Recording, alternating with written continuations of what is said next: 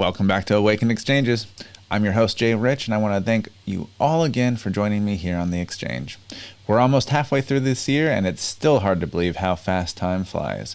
Before we get into the intro this week, I just wanted to mention that Awakened Vapes will be one of the sponsors of the Oregon Hemp Fest this year. This is the first and only licensed hemp fest outside of Seattle, and it's going to be held in Oakland, Oregon, underneath some amazingly beautiful skies on July 17th and 18th of this year. I hope that you get the chance to join us there, and if you have any suggestions for topics or guests, I do listen to the listeners, so please email me from our website or contact me on Twitter at Awaken Exchanges. I hope to have a full, diverse, and interesting schedule for the rest of this year so that you can keep joining us and never get bored. I'm going to go ahead and skip any rant or outside topic to start the show this week, mostly because I'm focused on a few things that I'm going to be sharing with you in the coming weeks. But that said, as Awakened Brand's dream of building a self-sustained, planned community gets closer and closer to fruition, I've had the good fortune of meeting a few people like this week's guest, Chelsea Jeter. Chelsea and I met up while I was in Austin, and we had a great off-air conversation about how she transitioned into holistic health, including Ayurveda and Reiki healing techniques. I want to thank her for coming on to the Exchange and sharing this wonderful conversation with me. I hope that it helps explain a bit more about why holistic health and wellness is an important thing for everyone to get to know about. Before we get to the interview, here's a brief rundown of our sponsors. First off, I want to thank all of you personally for your support. Just listening and sharing this podcast with your friends gives me a reason to keep providing the best content that I can. If you have the means and would like to contribute personally, please take a look at our Patreon page, where you will get access to exclusive content and deals. As for our other sponsors, Awakened Vapes was the first of the Awakened brands and has been helping you modulate your high with CBD-only, high-terpene vape products since 2019. Genesis Pharms has been making the highest quality medicinal RSO among many other fantastic products, starting with the medical community back before 2010. And last but definitely not least, the Caramel Corn Company, bringing you caramel corn the way it was meant to be. And remember, if you enjoy this podcast, please follow us on Spotify, subscribe to us on YouTube, or follow us wherever else you're listening. And if you can, please leave us a 5-star review on Apple Podcasts. I know every podcast says it, but that's because it really does help spread the word. You can also support us on Patreon or connect with us on the social media of your choice.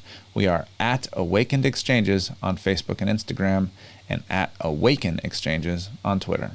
All right, now stay tuned, and thank you for listening to Awakened Exchanges.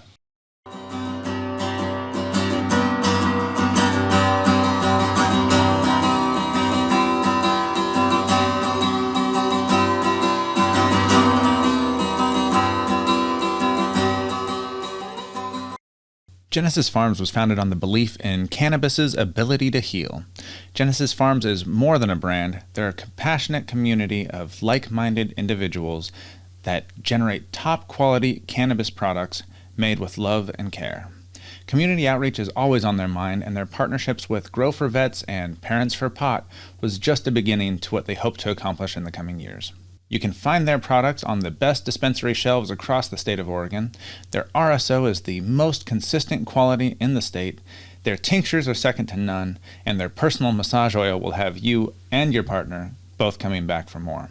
Find them on Facebook and Instagram, and ask for them in your local dispensary today. Don't forget to listen to Sean's interview here on Awakened Exchanges. It's episode number 3. The Caramel Corn Company is bringing you caramel corn the way it was meant to be, made with premium ingredients in small, handcrafted batches and completely gluten-free.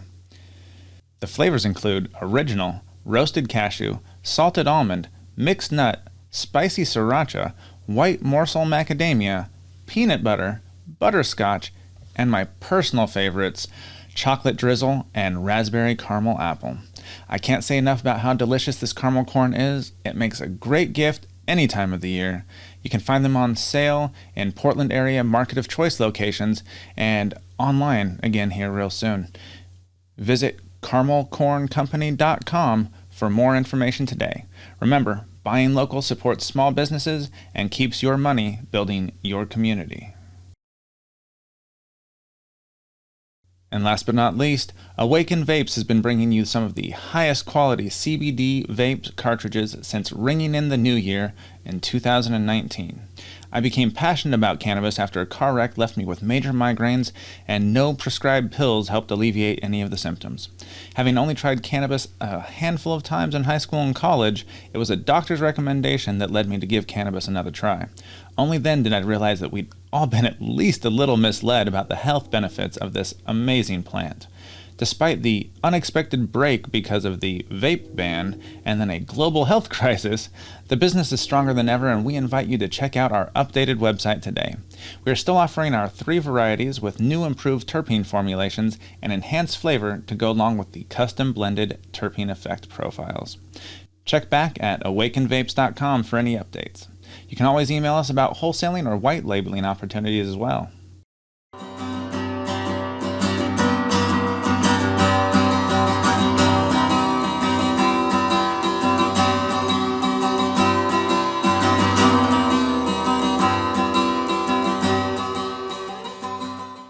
Welcome to Awakened Exchanges.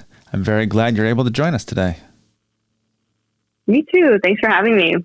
So can you do me a favor and tell the audience a little bit about who you are and what you do? Sure. So my name is Chelsea Jeter. I'm a holistic health specialist, board certified holistic health specialist. And I use functional medicine to work with usually women who have chronic skin, weight, and health issues to feel more comfortable in their body. Very interesting. So we've had some time to talk off air before, and you've led a very interesting life, traveling around the world, exploring things in a way that not many people do these days. Can you tell us about a little bit about your travel and how you ended up in Austin doing your naturopathy work? Oh boy. Where to start? So as we'll get into a little bit later, there's a modality called Ayurveda that connects your personality with your constitution and the way that you digest and the different foods that are best for you. So it's funny because as we're talking about this, I'm thinking about the Vata type, which is like air and ether and, is moving around constantly, is like kind of changeable, indecisive, but, having a lot of fun, stuff like that. So that describes me pretty well, I'd say in my younger years, but definitely did a lot of moving. I grew up in Iowa, and I moved to Virginia to, go back to school, I guess. Yeah. And that's where I ended up getting into holistic medicine for the first time, which I'm sure we'll get into in a bit. But so I started there, went on a really big, long road trip, ended up in Austin for a little bit, then LA, then back to Austin, lived here for a few years, went to Tokyo actually. And then when I came back to the States, I was in San Francisco, and I just got back to Austin in winter 2019. So just right before everything shut down. Yeah. Yeah. Just keeps pulling me back. I was going to say, so you've been there 3 times and something must keep calling out to you. Exactly. Yeah. Mostly the people, as anyone that's been to Austin probably knows. It's a huge draw for Austin. Absolutely. And even at 1 million people, it can still feel like a city you can really live in. Mm-hmm. The biggest small town. So how did that lead into the holistic healing? You said you first got involved in that in Virginia? Yeah, I did. So this all kind of melds together, I guess, but I actually grew up with a chronic illness. From the age of 8, I would have seizures, which seemed kind of random at first, but then after a while, we figured out that they were connected to low blood sugar. Oh, okay. I essentially had the lower end of diabetes, which doctors kept telling me was not possible. But yeah, so essentially diabetics, they have the high blood sugar, but because they take insulin manually, they also have the opportunity to go way too low. Yeah. I think like normal blood sugar is like 60s to 80s for someone who doesn't have diabetes, and someone with diabetes, they really try to stay like below 140. It's a big range. So when you have diabetes and you go low, they can go almost as low as like 30s and 20s if they take too much insulin, and that's almost like comatose. So that's a big thing for diabetics to try to stay, like, not go low. I've actually had that's the scarier part. Yeah. I have a friend named Jerome who he would have to time out some insulin before some bigger meals and stuff like that, and I've seen him get too low once or twice and thought he was I've seen him pass out, but that it's a scary thing to witness. Yeah, definitely, and it doesn't feel very good either. I imagine. The term hangry, that I don't know if you witnessed your friend kind of getting a little bit strange before they passed out. Yes, yeah. He was. So essentially the brain only runs on insulin or only runs on blood sugar.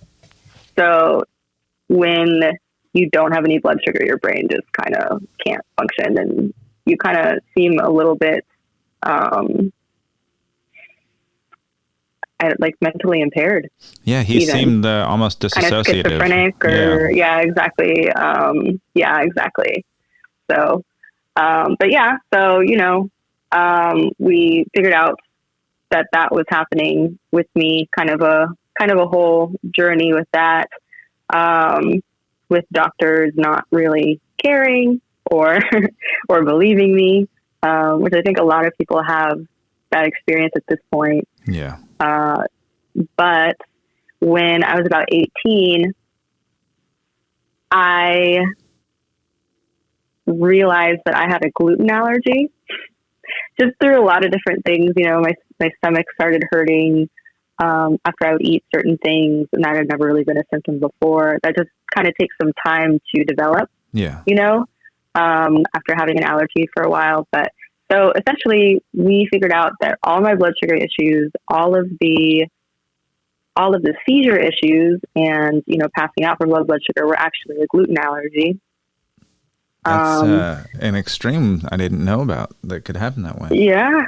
Yeah. I mean, I haven't really heard of it since, but apparently, I definitely had an autoimmune reaction to gluten, a cumulative reaction where it put pressure on my pancreas to not be able to regulate my insulin effectively. So I would, I'd eat something with sugar, and my body would overproduce insulin, just like squirt it out. I don't know, like it just make way too much.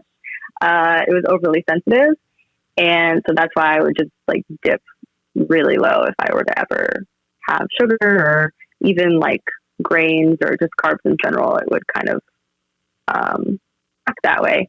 And then when I stopped eating gluten, that completely went away. I've never had another seizure.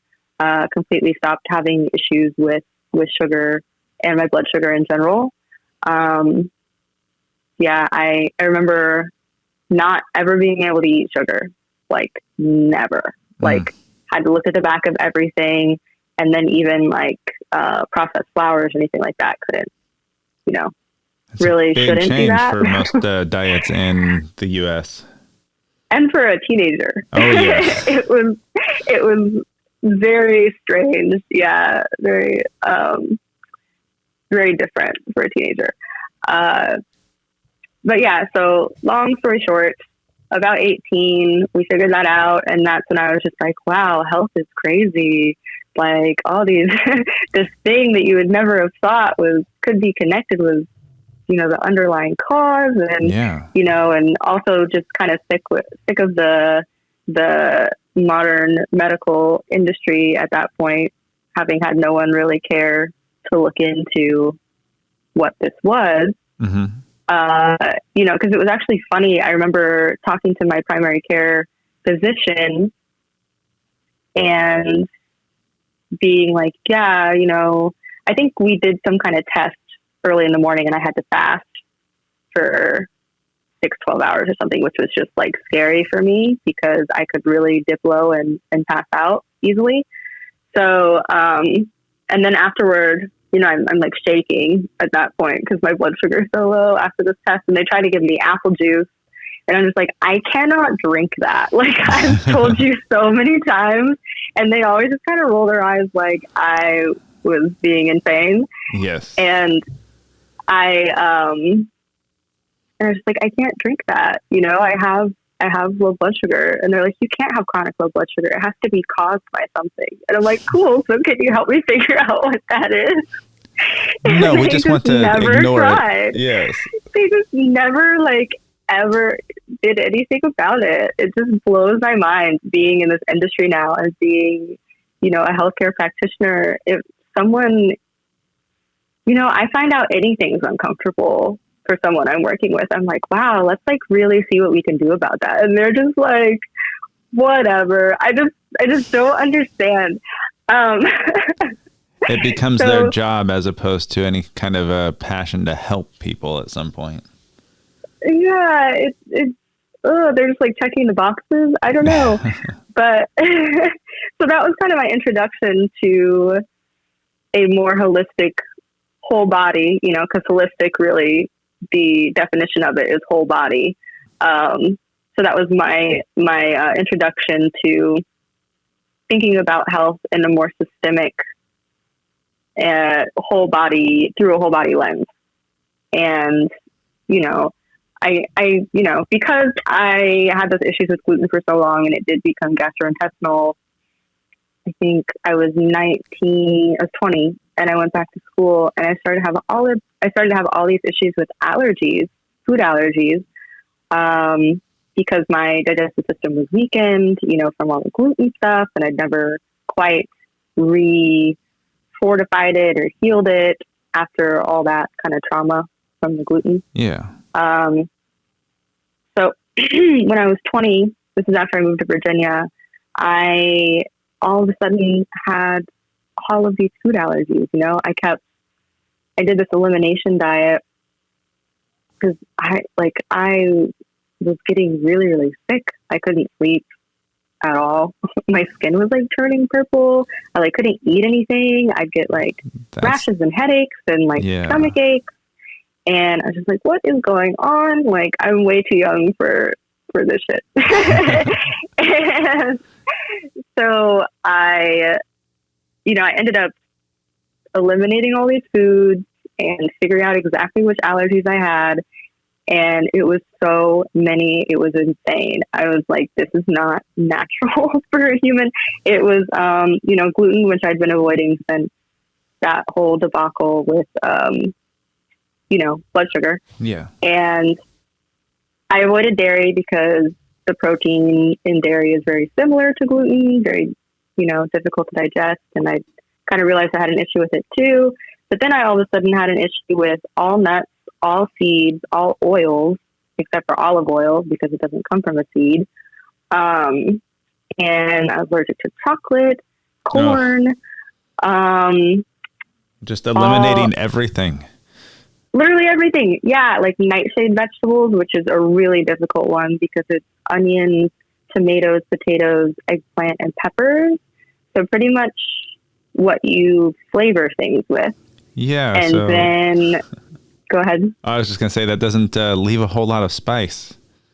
It really doesn't. And then I was actually allergic to pretty much all spices except for herbs because spices are mostly seeds.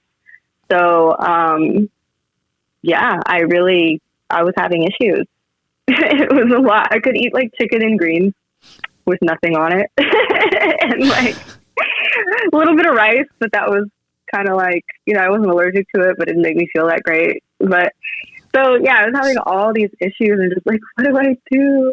So you were eating like a professional fighter, basically, without training or being able to actually do any of the other bulking or whatever. Yeah, and feeling pretty awful and being pretty like emaciated, pretty much. Like I had just gotten to this point where I was like, yeah, I don't think I'm going to make it to 30.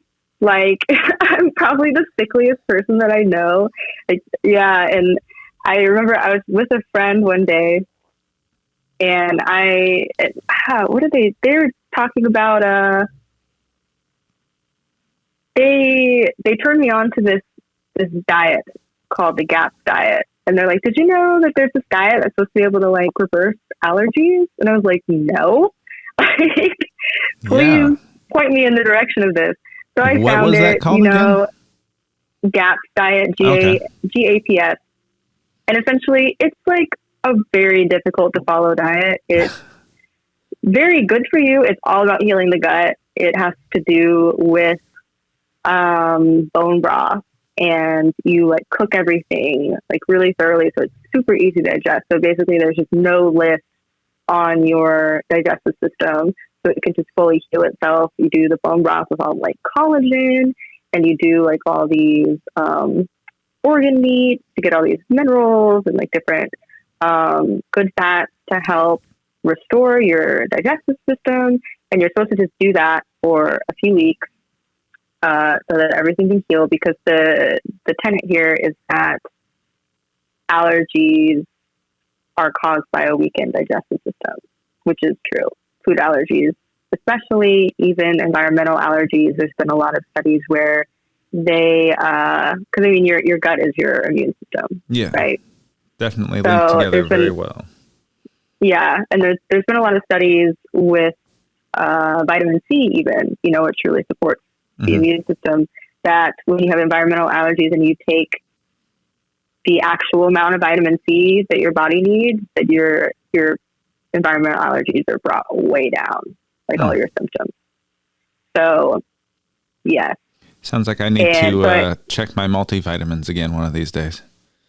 Yeah, generally the multivitamin is not quite enough vitamin C. Vitamin C is something that you can take quite a bit of. I think like 1,000 milligrams is recommended as a place to start to actually be getting, enough. I really don't think there's that much in any multivitamin that I've ever seen. But yeah, anyway, so I'm trying this diet. My roommates hate me. I'm like cooking all the time, boiling things, making bone broth from literal bones like a few times a week, and just like really, really trying. I'm having a lot of trouble getting past dairy though.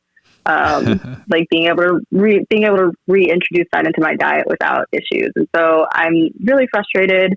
I'm like, okay, I need a practitioner. I need to find someone who does this to help guide me through this. And I ended up finding someone who did another allergy reversal technique that was in the city that I lived in. I lived in Charlottesville at the time.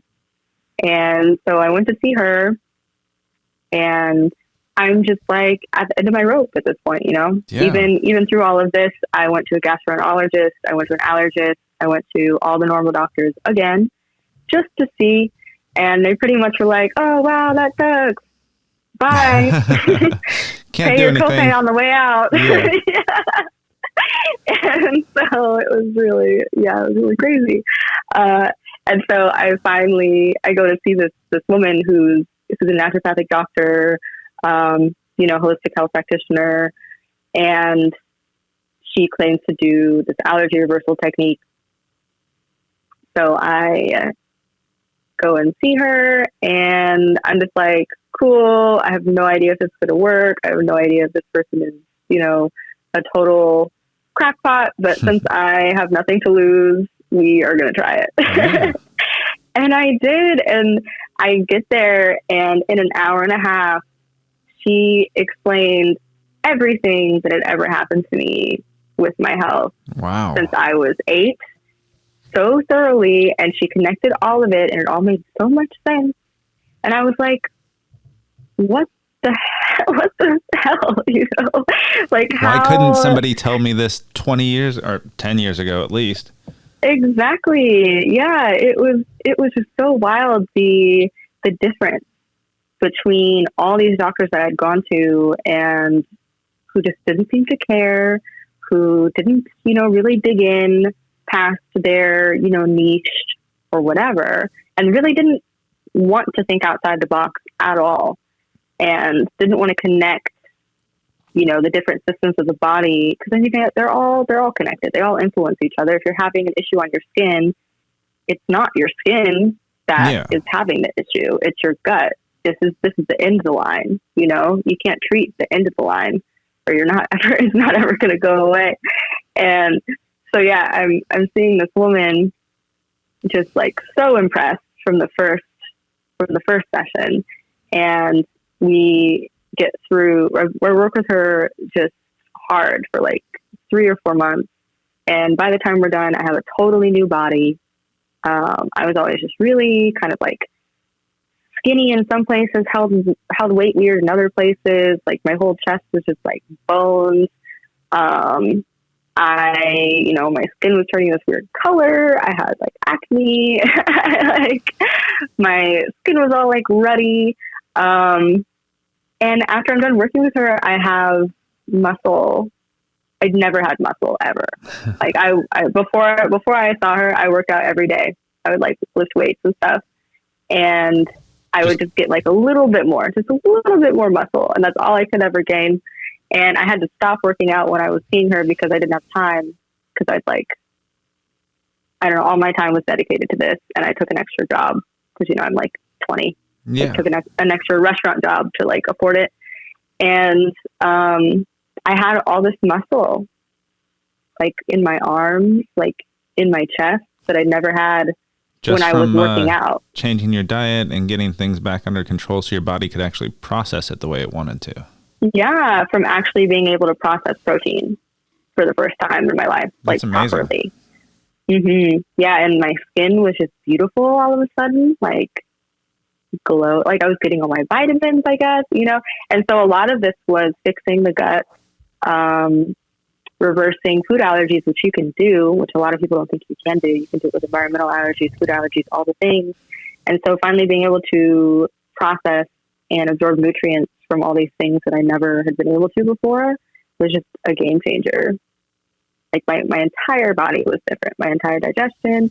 And so after that, I was like, hey, how did you do this? Because I kind of think I want to do it.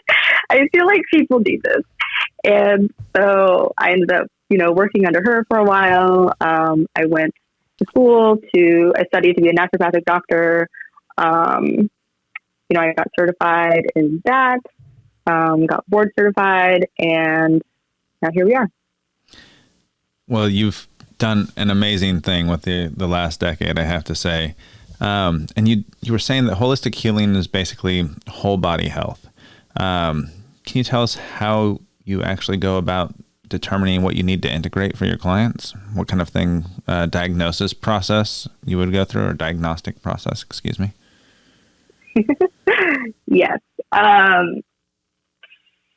So it's different for everyone, and that's probably one of the main tenets of holistic medicine, is that everything is super personalized for each person that comes to see me.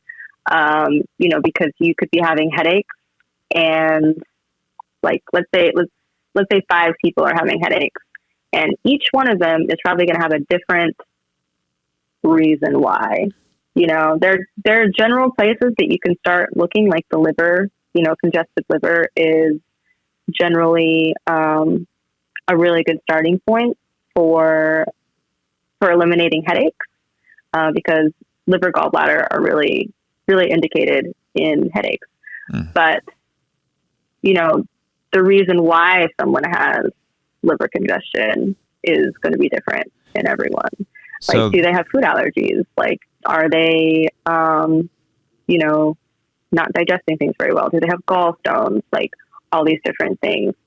And sorry, go ahead. I was just thinking, so that's a lot of the difference with you versus like a regular Western doctor, a lot of times they're just looking at getting rid of the symptoms. Like, okay, you have a headache, go take some Tylenol. Yeah. Yeah, exactly. Or get on a protocol of baby aspirin for the rest of your life if you have migraines. To like thin your blood, I guess. I'm like, no. Yeah, like migraines can be very hormonal too. And so it's like, why aren't we looking at like, why are the hormones causing migraines? Like that's pretty much how I work with people. So yeah, if someone comes to see me, like number one, I'm actually going to listen to them. And number two, we're going to try to make it, I know, number two, we're going to try to make it so that this isn't an issue for you anymore, that you're not reliant on something to kind of band-aid the issue.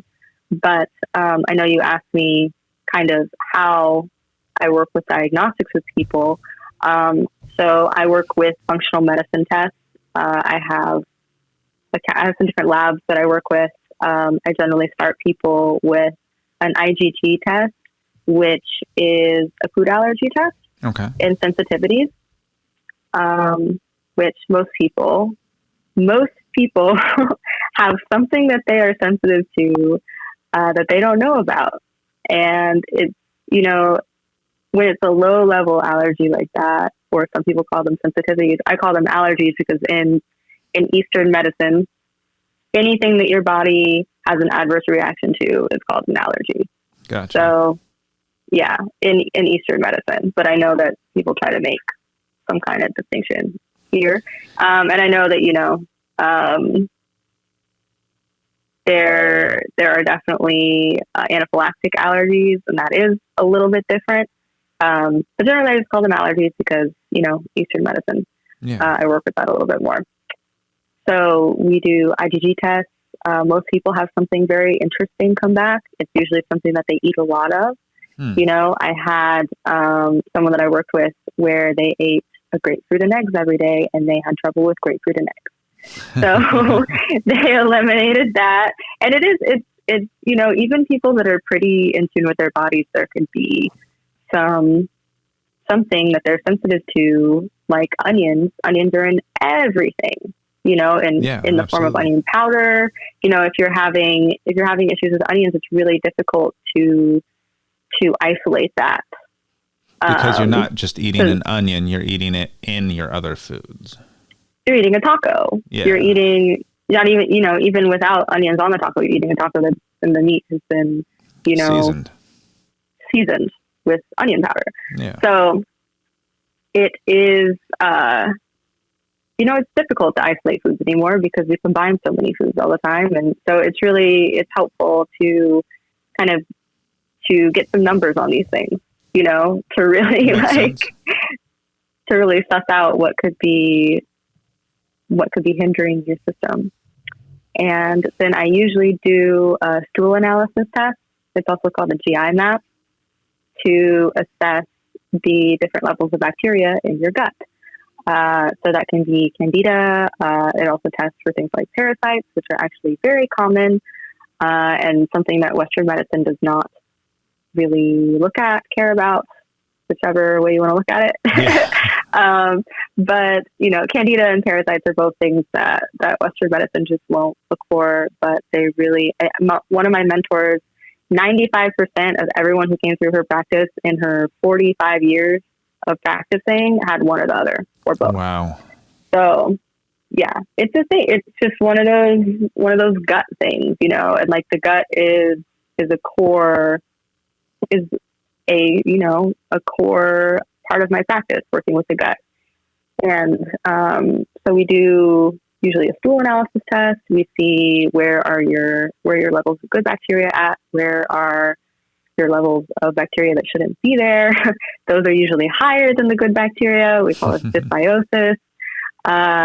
So, you know, we work with leveling that out. We work with eliminating candida, which is also another form of dysbiosis, but candida is pretty insidious. You know, it can live in the brain, it can live in the spinal column, in the lungs, and just cause a lot of issues. And it causes leaky gut as well, because it irritates the gut lining, and leaky gut causes allergies and autoimmune issues because, I don't know, this is getting very deep, but No, the cells in the intestines, when they start to kind of loosen, when they're irritated, it's called kind of perforation in the gut lining. Larger pieces of food make their way into the bloodstream, and the body just goes into attack mode because it thinks that it's, bacteria, viruses, invaders. And so this is a main way that people's immune systems are, heightened. They're put on the attack, and, autoimmune, your body, it's a main way that the immune system starts to be dysregulated. It starts fighting so itself, gut, or right? fighting things that aren't necessarily its main job, because your gut health and stuff like that are not in check. Yeah, exactly. And so this is also how the body creates antibodies for food and creates food allergies. Yes. Where was I going to go with that? So Candida, this is one of the things that, seem so far removed from digestion and the things that you eat, but are really, really closely tied, as well as, when people come to me with mental health issues, brain fog, things like that, these are super intrinsically tied to the gut and the microbiome, because when our microbiome is healthy, it actually, in the gut makes like 80% of our serotonin. Wow. When the microbiome is healthy, because it's the bacteria that are actually part of this process. But if you have dysbiosis, you're actually creating the byproducts from those bacteria that aren't supposed to be there, from candida, from parasites. They actually imbalance the brain chemistry to cause anxiety and depression. Basically, your body has become this little toxin factory of things that are imbalancing the brain chemistry. So when you go to, a psychologist, and they want to put you on a pharmaceutical to balance your brain chemistry, it's, I don't know, just when people are trying to say, just be happier, or just like feel better, just like think brighter. It's like, no, there really is a chemical imbalance here, but the best way to deal with it is not, supplementing brain chemicals. It's to remove what's imbalancing it in the first place. Yeah, get to the root as opposed to just adding more randomness to your body. Exactly. Yeah. And I have so many people come to me with brain fog anymore, and they just don't realize it's usually candida. I mean, it's either a thyroid issue, which, these are the two main things I've seen, but I've also seen other things just be very unique to the person. Yeah. But, thyroid issues, or candida, which, the thyroid issue is usually the end of a cascade of something caused with the gut, with allergies, with the pH being off, with the adrenals making too much cortisol, which suppresses the thyroid, something like that. But with the candida, I've had a lot of clients that we go through a candida cleanse, and they're just like, oh my God, I thought I was becoming stupid. Like I remember, in school, I used to write these papers, and I used to be, really smart and like carry on these conversations. And lately I've just felt like I can't think of the right word. Like, it's right on the tip of my tongue. It's right there. I can almost see it, but I just can't like say it. I can't isolate it. And now we did this cleanse. Like, I had no idea this could be connected, but I feel smart again. It feels like my vocabulary is back. My thoughts just click together so much more easily. And they're just like, I had no idea that could happen. Yeah. Because of something with my gut.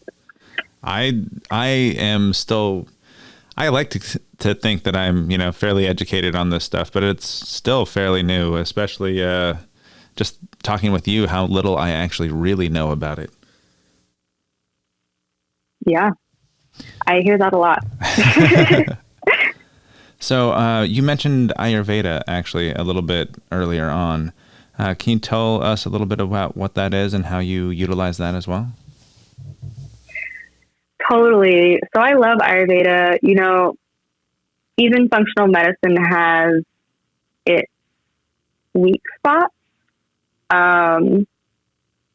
where we do a lot of telling people what not to eat, right? Mm-hmm. Like when you get into allergies and food sensitivities, there's a lot of, okay, well, we need to eliminate this from the diet, and we're going to, you know, clean up our water source. So we're eliminating, you know, these toxins from our, you know, there's a lot of eliminating going on, but we don't, you know, in that particular train of thought, there, you know, some doctors incorporate their own guidelines, but there isn't a lot of telling people what they should eat to feel better.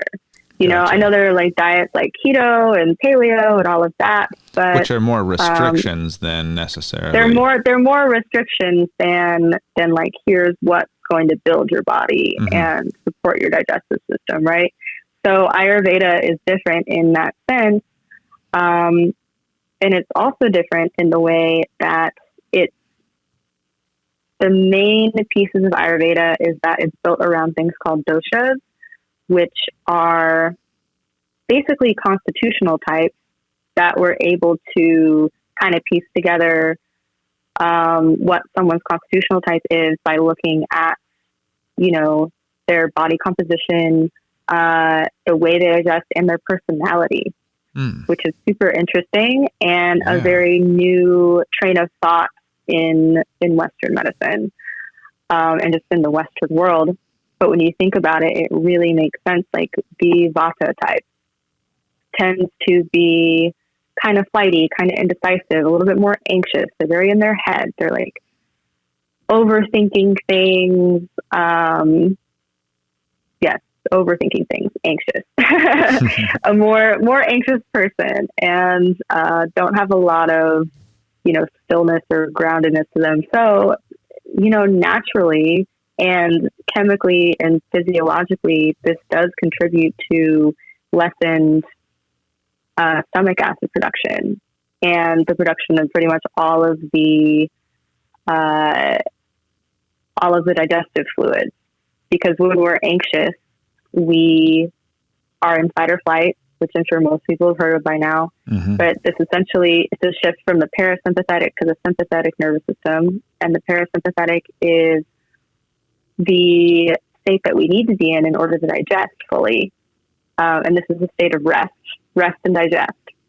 And so when we're anxious, when we're in our head, when we're at work and, you know, we have a deadline, like we're in sympathetic, and all of our energy, all of our body's focus is on our limbs.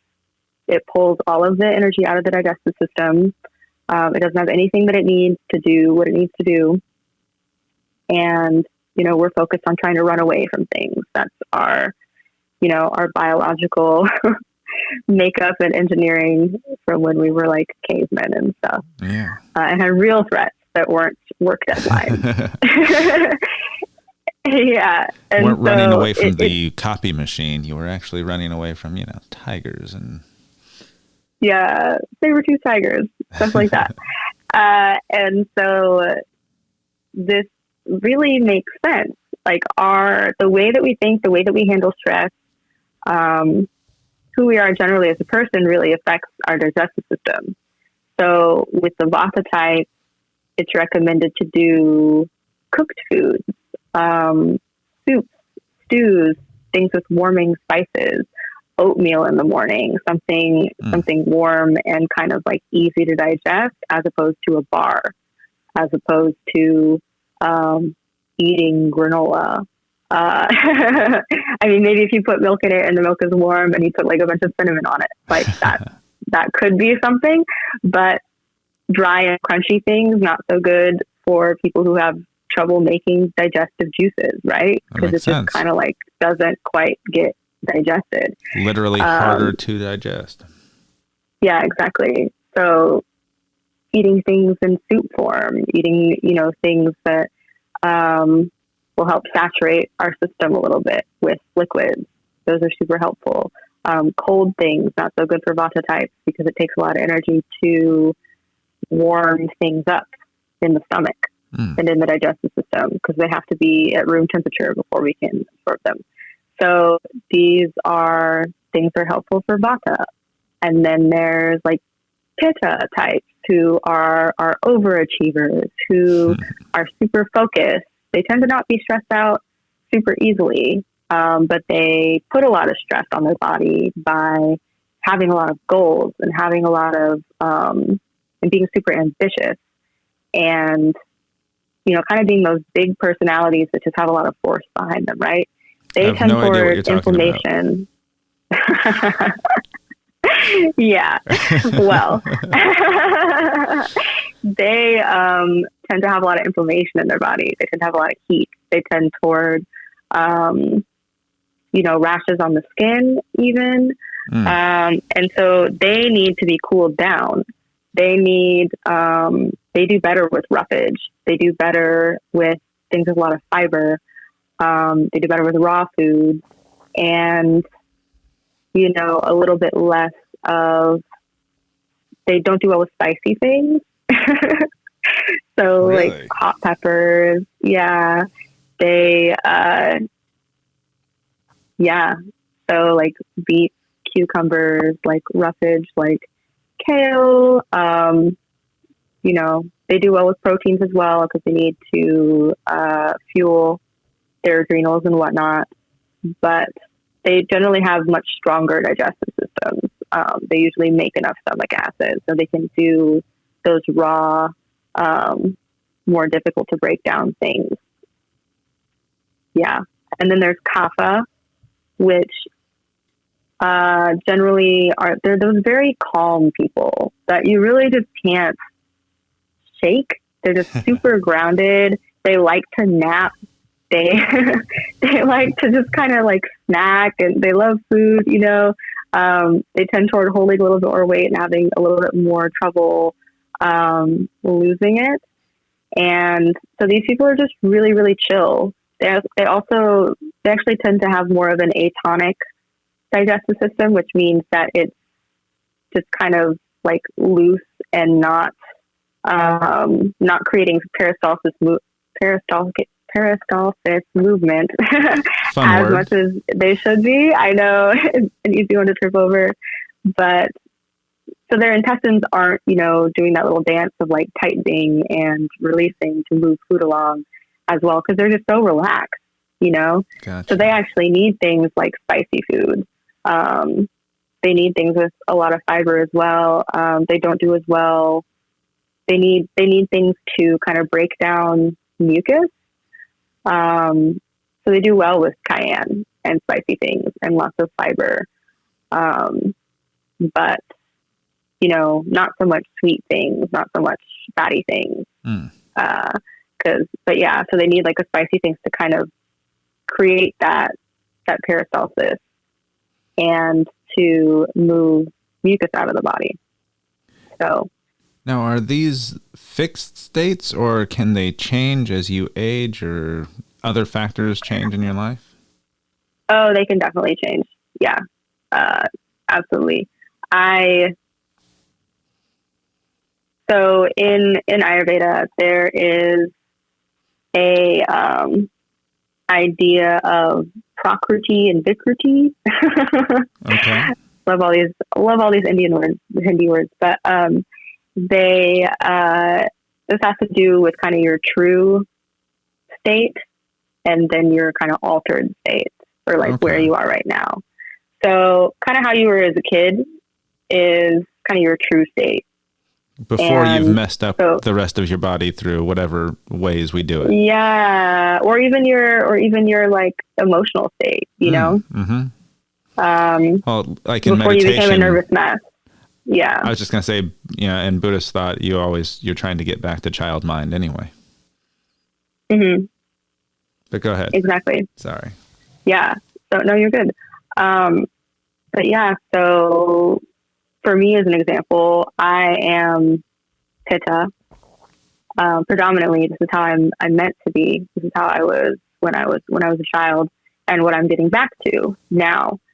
But I think I'm like 50% Pitta, like 40% Vata, 10% Kapha. Like no earth with me. I am not a very grounded person, and whatever, that's okay. I work on it.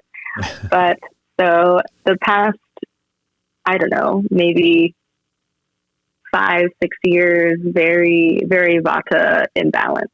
Much more anxiety than I used to have when I was younger. Much more flightiness, difficulty concentrating, and just not having a home for many years. Like all these mental, emotional factors really factor into the way your body digests. Makes sense. So I just recently have really gotten much closer to my Pitta nature, as is coming through with like, actually am like having some skin rash issues. I'm like, oh my God, wow, I'm Pitta.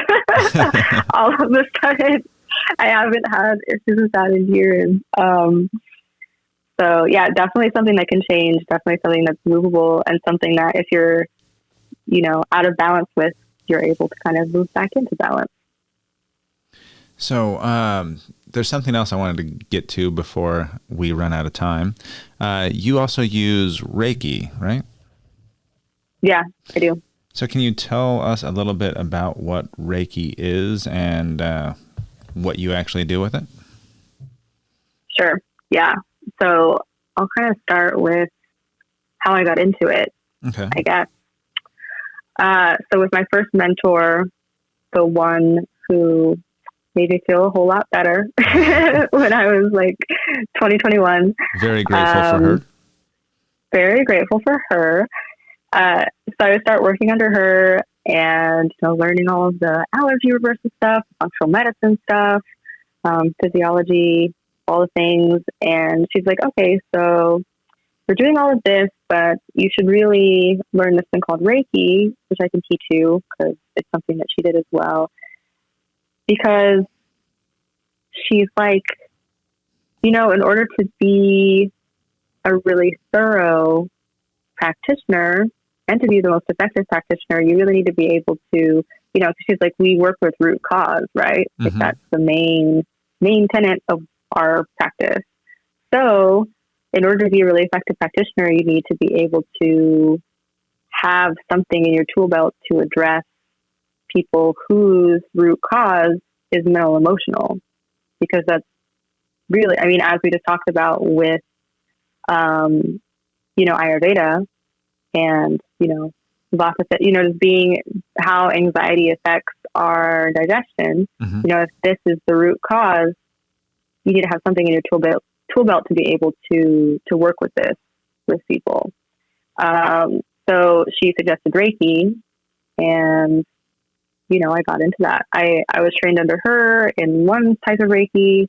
After I got to Austin, I trained all the way to master teacher level with something called angelic Reiki. Wow. And, I am a very logical person, to be honest. That's how I grew up. I thought acupuncture was bullshit until, I worked with this holistic practitioner when I was 2021, and her allergy reversal technique had to do with acupressure. And like I said, at that point, I was just like, dude, whatever. I have nothing to lose. Right? And it helped so much. It made such a huge difference that I was like, wow, so what else, based on this premise is also effective? Yeah. And Reiki happened to be one of those things because it, runs chi, similar to acupuncture and acupressure, but it's really helpful for anxiety, depression, and self-discovery, essentially. So there are a lot of, and from a neuroscience perspective as well, if our brain doesn't want us to be healthy or doesn't want an organ to work well, or, if it doesn't want our digestion to work well, then it won't. Mm-hmm. And, we're getting into a little bit more of, like some neuroscience things here. But, essentially, if there's some kind of belief system that where someone believes that they're safer being sick or that they need to be sick, which is actually more common than you think. It's like your subconscious is so separate from your conscious mind.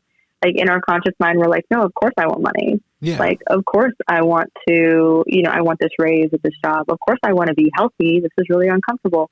But, even just with my own experience, this is actually something personal that I realized because after, having these health issues and having a couple of lingering health issues after and just being like, dude, I work in holistic medicine. Like I obviously know everything physiological to support all these things, but they aren't really shifting. I, did a bunch of subconscious work and realized that when I was a teenager, when I had all those issues with passing out and having seizures and all of that, I realized that the only time that I felt like I was getting the love and attention that I needed or support was when I was having a health crisis. Ah. And this is like a very, very deep psychological belief. So it sounds a little bit like Munchausen as opposed to like Munchausen by proxy or even a little bit of placebo effect. We make things more effective because we believe in them or we don't, kind of a thing. Kind of. Okay. If Please like I said, me. like if the brain wants you to be, if the brain doesn't want you to be healthy, if the brain doesn't want an organ to work, it just won't. Like so the thing I was having trouble with was stomach acid production. Okay. Which is really, really rare in a young adult. Much more common like 50s, 60s, 70s, And so I wasn't making stomach acid, giving my body everything it needed to make the stomach acid, supporting it in all the ways, trying all these like experimental things even for the stomach, and stomach acid just wouldn't work. And so I went really deep with these kind of subconscious beliefs and with things like Reiki, and was able to, have that realization that it didn't feel like it was safe for me to be fully healthy because it felt like I would never have like love or support. Like it felt like I needed to be sick in order to have love or support. Okay. On this deep subconscious level. And when I realized that and started working with it, my stomach started making stomach acid again. Like, I know that sounds pretty out there, but it was the only thing that helped. So it really, when I say things like this, I don't mean that, when I tell people that it's been an emotional, I don't mean that it's all in your head. And I don't mean that, like, I think it's very, very real in the body. And I think that I misspoke when I was talking about the placebo effect side of that is that when we believe in the medicine or we believe we're going to get the medicine, it actually will work whether or not there is a compound in it. And that's I think of that as our body just, believing that, okay, we are doing something, we're taking the right steps. And the same thing, like you said, if your body doesn't want to take those steps, if you're, subconsciously doesn't want to make that work, you can actually get the negative effects or the nocebo effects as well. Yeah, exactly. And like I'm working with someone right now where their biggest pain point is their adrenal health. And the adrenals are where we make adrenaline, and all of our energy hormones. They're like our energy reserves. And when they get low, there's all kinds of things that, come with that, with digestion, with not being able to sleep anymore, like sleeping super disrupted because your cortisol levels are spiking all the time because your adrenals haven't gotten what they need for a while. It's very uncomfortable, and a lot of people have this issue, but I'm working with someone who's actually a healthcare practitioner. So it's a very similar thing.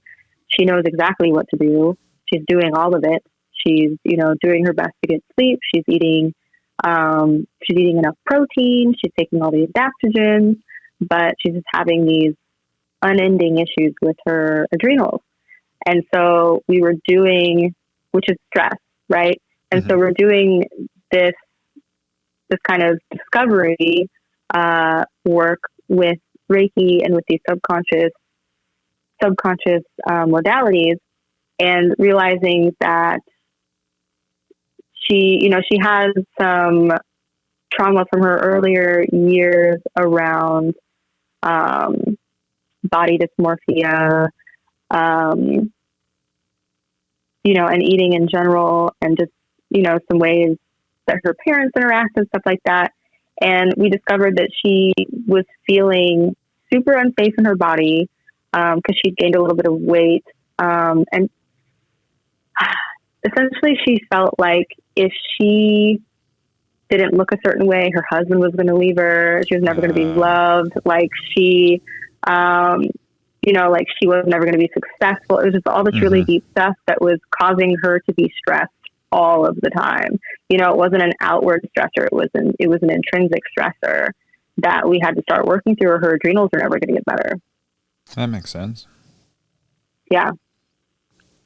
So, what, you've touched on it a little bit here, but what exactly is Reiki? It's working with energy, is that correct? Yeah, exactly. So it's working with the biofield and the energy body. It really just helps you understand yourself on an energetic level. It's definitely a little bit more of an abstract modality, but essentially when I work with people, it's kind of like the laying on of hands. It runs energy through similar channels as acupuncture and acupressure. And, it's like this life force energy that gets pretty much ignored in Western medicine. But, if you've ever had acupuncture, if you've ever done anything like that, you know how like interesting that feels during. And this really is kind of a foundation for health, energy running in the body in the ways that it's meant to, and not having blockages and stuff like that. And so those blockages can be like mental, emotional, like I was talking about earlier, like with my stomach, like with my client's adrenals. And so with Reiki, you are endeavoring to restore the energy running through the energetic pathways the way that they are meant to. And it's also, there are things that come up, it kind of puts you into this brainwave state, like the theta brainwave state. It's the brainwave state we were in when we were young, essentially, when we were kind of creating all of our internal programs. It's the brainwave state where we're the closest to the subconscious, next to delta. Delta is like when we're sleeping and dreaming, and theta is kind of like that twilight area, right when you wake up, when you're the most kind of like impressionable, when they tell you to do your meditation. So Reiki puts you in the theta brainwave state. So while we are, endeavoring to move this energy through the energetic pathways of the body, there's also this kind of like deep awareness happening, where you can have, these realizations about how you're really feeling, what you really want, what's really bothering you underneath it all. It's a great tool for self-discovery and, working on the energetic layer of health. It's just fascinating. I know that I need to work more with that kind of stuff myself. I don't take enough time, and that's something I think is prevalent in the Western world. Yeah, definitely prevalent. Well, definitely a big issue here. Thank you so much for speaking with me today. Is there any last things you wanted to share with the listeners before we moved on? I guess one kind of takeaway that I wanted to leave people with, please, something that you can do at home to kind of figure out if you have any food sensitivities, to tell if your body's in balance. Just like an easy thing that you can do at home. It's called testing your pH. Okay. And you can get pH strips that are calibrated for, the pH of the body, which is, perfect pH in the body is 6.4. Okay. So, the pH strips would be of the range like 5.5 to like 8 or something. And so, you take these pH strips, you test your saliva, you test your urine in the morning when you wake up. And if you're outside of that 6.2 to 6.6 is like healthy range. If you're outside of that, you probably have food sensitivities. Gotcha. Or like a buildup of toxins and like dysbiosis stuff going on there. So that's kind of like a really easy at home, diagnostic tool that you can use to just kind of see where you're at. And also with the pH, if you're outside of that range, you're actually unable to absorb the full range of vitamins and minerals. Each step outside of range, you lose a mineral pretty much. The first one being iodine. Interesting. Well, thank you so much for that. What's the best place for people to find out more about you and your practice, especially if they're in the Austin area and want to, get together with you? Sure. Yeah. So I actually accept functional medicine clients all over the country. Uh-huh. I'm fully telehealth enabled. I work with some different labs and functional medicine labs where I can send out the tests to them. It's mostly at-home tests that they can send in to be evaluated, and I get the test results. So I can work with people that way. And some places you can find me. My practice is called Honeydew Health. And my website is honeydewhealth.care instead of .com. Okay. I'll be leaving a link for that in the show notes as well, so people can find you from there. Oh, thank you. Yeah. You can also find me on Instagram at Honeydew, and then there's an X, and then Health. So an X between Honeydew and Health. Perfect. And then that's my handle. Yeah. Awesome. And I, the way that I generally work with people, if anyone is interested in that, contact me. We hop on a call.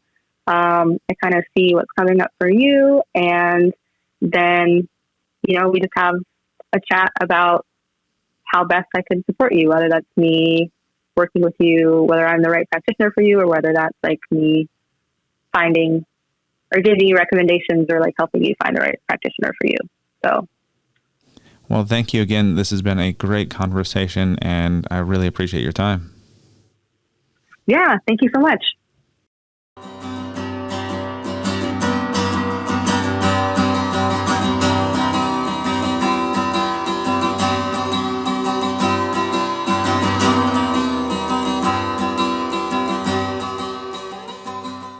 Thank you again for listening, and I hope you enjoyed this conversation as much as I did. I realize how much more there is that I don't know whenever I speak to a professional like Chelsea. I want to thank her and also give a special thanks to all of our listeners. You are the reason I'm doing this. Please tell your friends about us, follow us on Spotify, subscribe to us on YouTube or wherever else you're listening, and please leave us a 5-star review on Apple Podcasts. Every podcast says that because it really does help with visibility. You can also support us on Patreon or connect with us on the social media of your choice. We are at Awakened Exchanges on Facebook and Instagram, and at Awaken Exchanges on Twitter. Thanks again, and have a blessed day.